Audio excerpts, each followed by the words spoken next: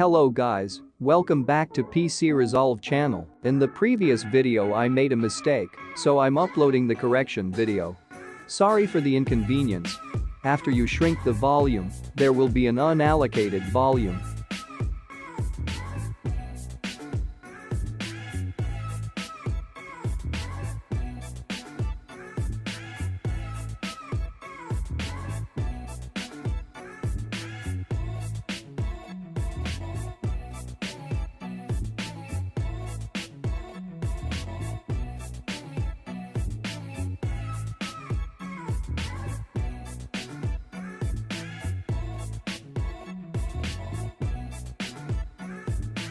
Right-click on that unallocated volume.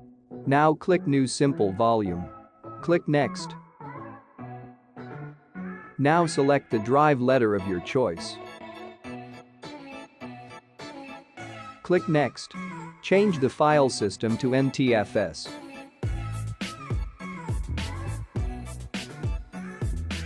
Click Next.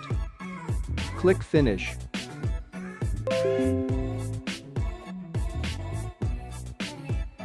I'm sorry again. Thanks for watching.